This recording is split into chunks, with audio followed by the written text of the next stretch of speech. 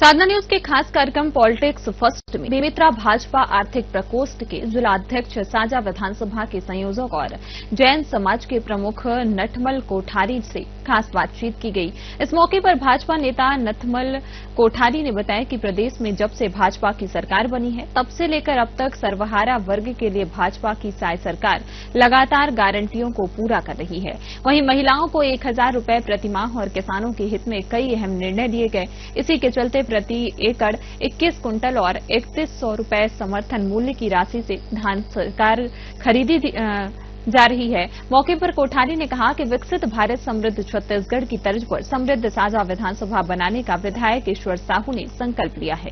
विधायक और नेता ईश्वर साहू साझा विधानसभा के हर एक अंतिम व्यक्ति तक साय सरकार की योजनाओं को पहुंचाने का निरंतर प्रयास कर रहे हैं। सरकार को 1.5 वर्ष से भी अधिक हो चुका है। भारतीय जनता पार्टी के शीर्ष नेतृत्व ने और हमारे सम्मानीय नेता आदरणीय नरेंद्र मोदी जी ने जो बातें जनता के सामने रखी थी कि यदि हम सरकार में आते हैं तो ये बात हम पूरी करेंगे। किसानों को और भी दर्जनों फायदा मिला है। प्रधानमंत्री फसल बीमा योजना उसका भी लाभ लगातार किसानों को मिल रहा है। आपके क्षेत्र से कितने लोगों को आपने बाहर पिक करवाया? हमारे क्षेत्र से लगातार लोगों का जाना चालू है। पूरे छत्तीसगढ़ के हिसाब से ट्रेन का संचालन होता है। विपक्ष निशाना भी साध रहे साहब कि एक पेड़ माँ के नाम, बाकी पेड़ आजादी के नाम। इस पर किस तरह से आप अपना बयान दें? विपक्ष का काम कोई भी बात को लेके टीका टिप्पणी करना ये तो विपक्ष का काम ही है। निगम मंडल का लिस्ट जारी हुआ, नटमल जी का नाम नहीं है करके कुछ लोग नाराज भी हो रहे थे, तो इसमें किस तरह से आप अपना प्रतिक्रिया देते हैं? अब ये संगठन का अपना मापदंड है। हो सकता है कि हम उसमें अभी पूर्ण रूप से है ना फिट नहीं बैठे होंगे। नमस्कार, मैं हूं ललित, दुर्ग संभाग ब्यूरो। एक बार फिर से आप सभी दर्शकों का साथ में इस पर बहुत स्वागत है। और आज हम राजनीतिक मुद्दों पर बेहद ही खास मेहमान से रूबरू होने जा रहे हैं और वो हमारे खास मेहमान हैं श्री नटमल कोठारी जी, जो बेमेतरा आर्थिक प्रकोष्ठ भाजपा के जिला अध्यक्ष हैं और विधानसभा के वो संयोजक भी हैं। और हम अपने दर्शकों को ये बात जरूर बताना चाहेंगे कि जब निकाय चुनाव और पंचायत चुनाव चला उस समय उनकी महत्वपूर्ण भूमिका बहुत जगह स्पष्ट रूप से रही और बेरला के वो प्रभारी भी थे और बूथ स्तर के कार्यकर्ताओं को साथ में लेकर वो लगातार चलते हैं। नटमल साहब, सबसे पहले साधना न्यूज पर आपका बहुत स्वागत है। नमस्कार जी साहब, लगातार सरकार को 1.5 वर्ष से भी अधिक हो चुका है और सरकार लगातार अपने गारंटियों को पूरी कर रही है और इन गारंटियों में सर्व वर्ग के लोगों को ले रहे हैं। और इस गारंटियों को आप किस तरह से देख पाते हैं? चुनाव के पहले भारतीय जनता पार्टी के शीर्ष नेतृत्व ने और हमारे सम्मानीय नेता आदरणीय नरेंद्र मोदी जी ने जो बातें जनता के सामने रखी थी कि यदि हम सरकार में आते हैं तो ये बात हम पूरी करेंगे। उसमें प्रमुख रूप से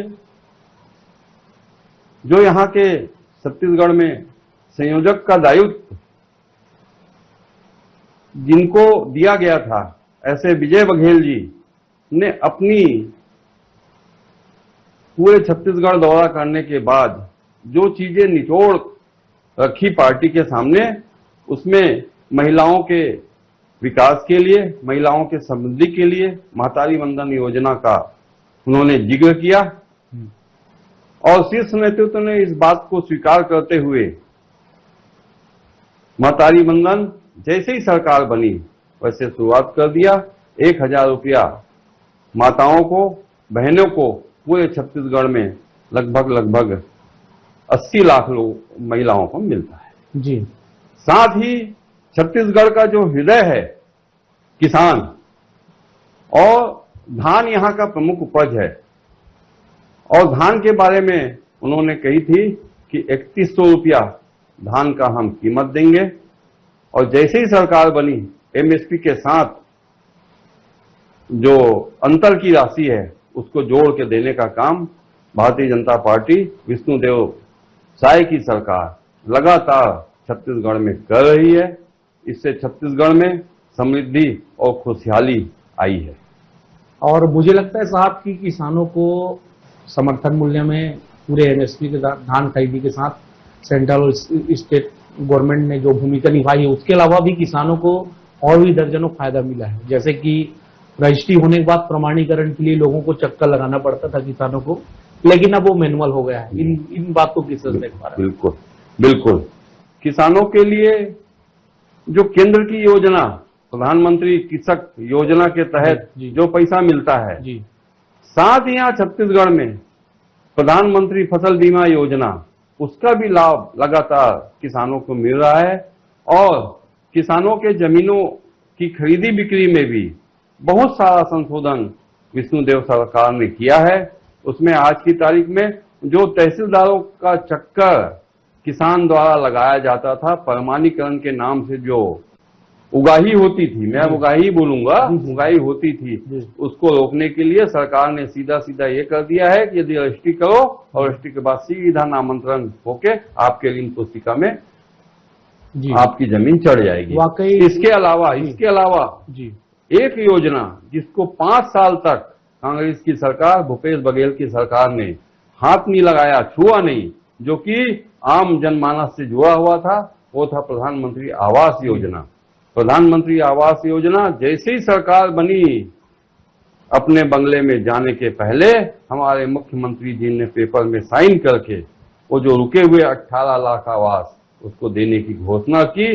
और आज की तारीख में पूरे छत्तीसगढ़ में मैं समझता हूं कि अधिकांश लोगों को मिल चुका है, लेकिन जिसका बचा हुआ है उसका भी नाम सर्वे सूची में आ गया है। और सबको आवास देने का काम हमारे सम्माननीय नेता नरेंद्र मोदी जी कर रहे हैं। और उनकी सोच है कि पूरे हिंदुस्तान में कोई भी कच्चा मकान ना दिखे। जी। और मुख्यमंत्री जी ने जब तक आवास वाले प्रोजेक्ट में सिग्नेचर नहीं किया, तब तक वो दूसरे जगह निवास में रहे, सरकारी जगहों पर। बिल्कुल। उसके बाद फिर गए। ये वाकई में देखने और सुनने वाली बात रही। और रामलला योजना की शुरुआत की, और जिसके तहत पूरे छत्तीसगढ़ के जितने भी वरिष्ठ जन हैं वो बाहर जा पा रहे हैं, तीर्थ यात्रा कर रहे हैं। और आपके क्षेत्र से कितने लोगों को आपने बाहर तीर्थ करवाया?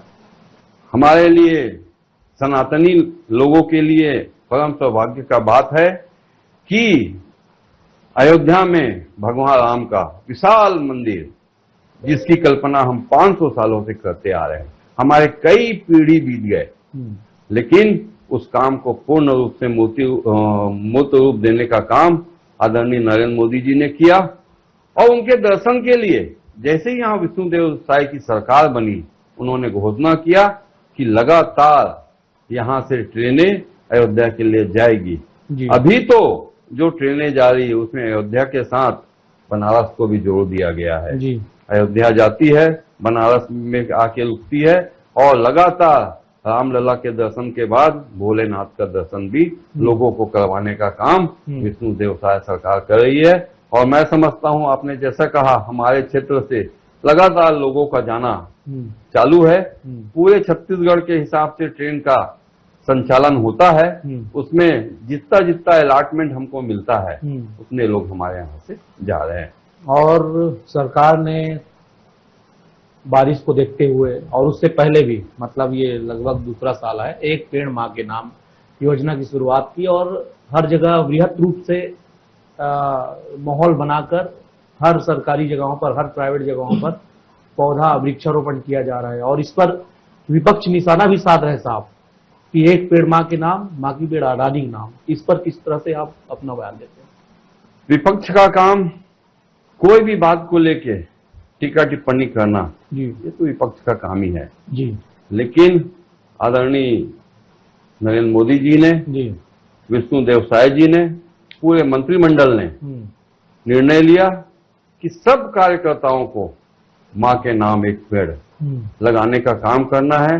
तो मैं यहाँ समझता हूँ कि कार्यकर्ता लोग माँ के नाम एक पेड़ के अलावा उन्होंने जितना अधिक से अधिक लगा सके वैसा पेड़ लगाने का काम किया और उसे सुरक्षित रखने का भी संकल्प लिया।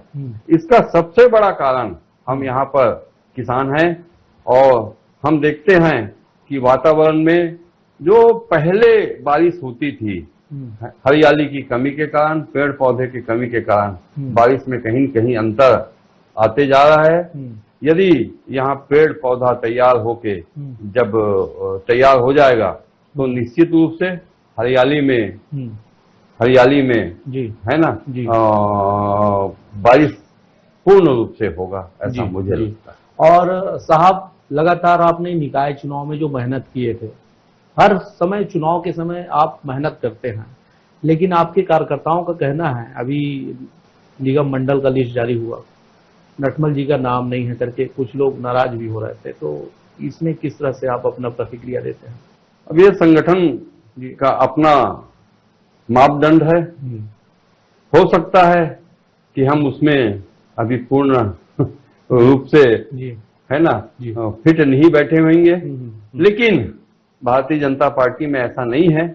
काम करते रहो, कभी ना कभी पार्टी उनके कामों को देख के उस अनुरूप योग्य पद देने का काम करती है और लगातार पार्टी कर भी रही है। आज हम लोग की पहचान पार्टी के नाम से है। कहीं भी पद मिलना नहीं मिलना एक अलग विषय है, लेकिन पूरे छत्तीसगढ़ में कहीं पर भी जाएंगे तो नटमल जी आए, नटमल कोठारी जी हैं, ऐसा कह के ये पहचान यदि जो बनी है वो सिर्फ भारतीय जनता पार्टी के कारण बनी है। तो भारतीय जनता पार्टी का मैं तो बहुत बहुत धन्यवाद देता हूं। पद मिलना नहीं मिलना अपनी जगह है जी। और लगातार दूसरे बार श्री विजय बघेल जी सांसद बने, उनके कार्यों को इस क्षेत्र में किस तरह से देख पा रहे हैं? विजय बघेल जी एक जुझारू नेता है जी, और बेबाक अपनी बात को बोलने की क्षमता रखते हैं। कार्यकर्ताओं को भी यदि कहीं पर उनको लगता है कि ये गलत कर रहा है तो उसके मुंह पे बोल देते हैं जी। ऐसे स्पष्ट छवि के धनी आदरणीय विजय बघेल जी, जिनका अपना सब कार्यकर्ताओं के प्रति स्नेह और सबके प्रति प्यार है, और उनकी एक विशेषता है जी। यदि हम फोन लगाए, कार्यकर्ता कोई फोन लगाया, कोई कारणवश वो नहीं उठा पाए तो वापस रिकॉल करेंगे। ये तो हम लोग के साथ भी होता है ना। विजय बघेल जी वापस फोन करेंगे, चाहे रात को करें, और पूछेंगे कैसे बोला, कैसे फोन लगाए रहे। ये खासियत कार्यकर्ताओं के दिलो दिमाग में बैठी रहती है और बात को सुनते हैं। और ये ठीक है कि लोग बोलते हैं कि मोदी जी के कारण विजय बघेल जी को इतना वोट मिला। मैं इस बात को पूर्ण रूप से नहीं मानता। विजय बघेल जी का अपना खुद का व्यक्तित्व है जो भी ये वोट को बढ़ाने में। जी।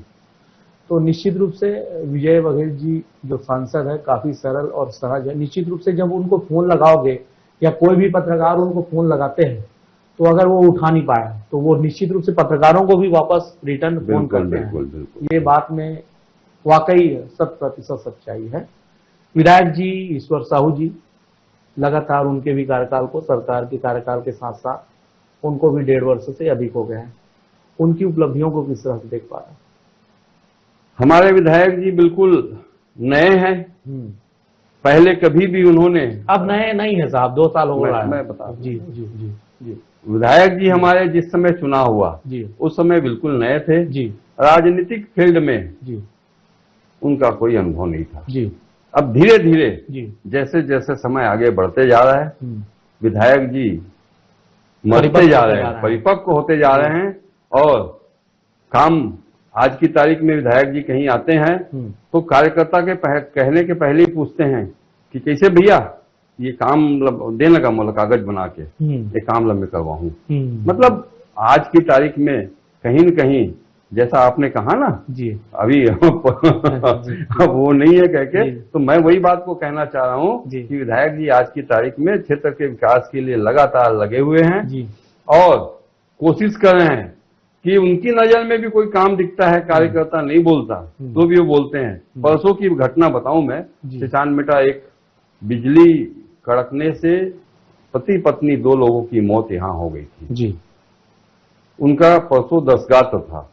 उस दसगात्र में माननीय विधायक ईश्वर साहू जी का आगमन हुआ और आके परिवारजनों से और सब लोगों से मेल मुलाकात किए और सोसाइटी परिसर में हम बैठे हुए थे, वहीं पर उनका कार्यक्रम चल रहा था लोगों को खिलाने का।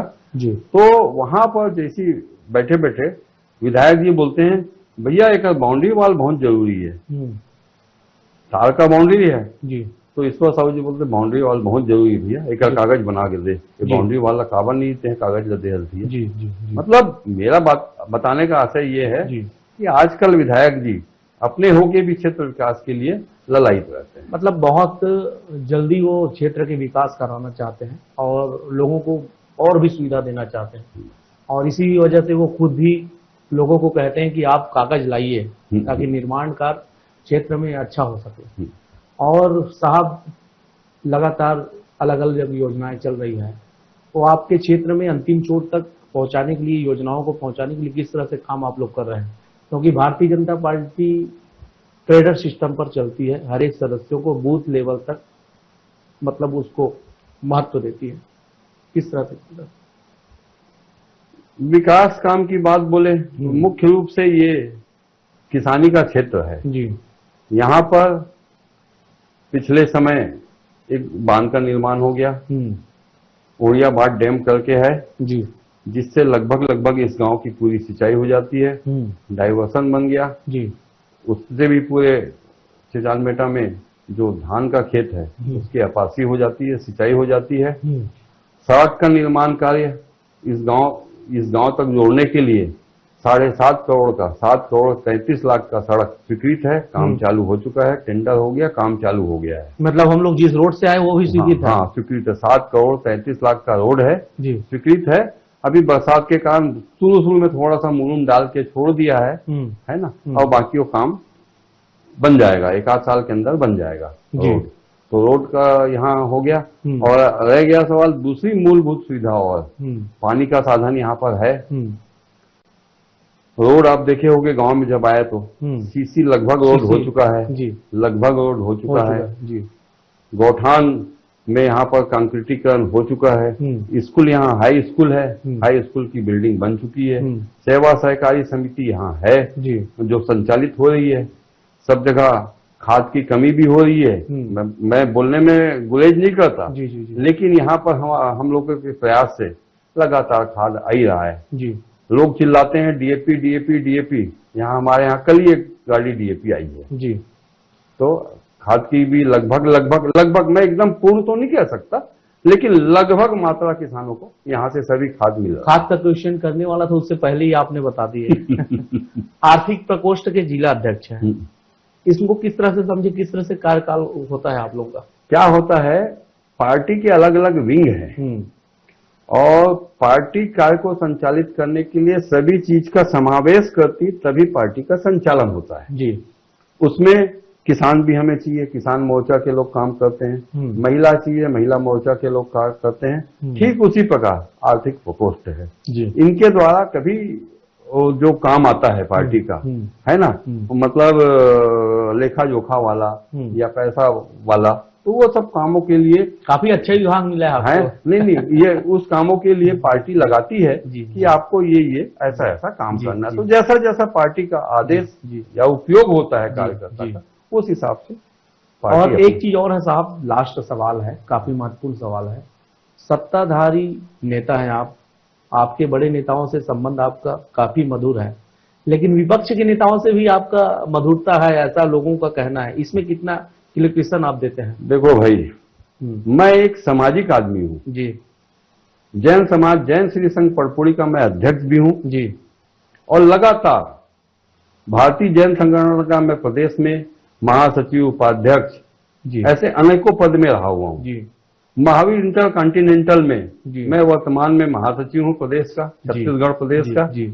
ऐसे सामाजिक कार्यों के करने के कारण यदि कोई बोलता है तो मैं तो जन सामान्य वाली बात या चर्चा करता हूँ भाई। हर आदमी से समाज में जोड़ने के लिए हर आदमी से काम रहता है जी। इसलिए सबको जोड़ के चलने का काम हमारा रहता है जी। और इसको कोई यदि दूसरे नजरिया से देखता हो तो पिछले चुनाव को देखे जी जी जी जी, आने वाले सब चुनाव को देखे जी। उस चुनाव के समय नटमल कोठारी किस तरीके से काम करता है।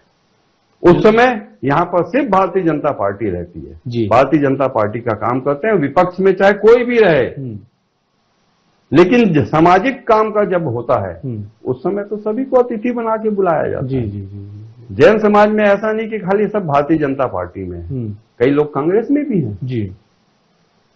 तो कांग्रेस में तो कांग्रेस के नेताओं को बुलाएंगे जी बिल्कुल। और उस कार्यक्रम में हमको भी बुलाएंगे। जी। उनका भी सम्मान करेंगे, हमारा भी सम्मान करेंगे, और होना भी चाहिए। और उस समय दोनों का हाय हेलो होगा। जी। तो क्या वो हमारा क्या संबंध उनसे? जी।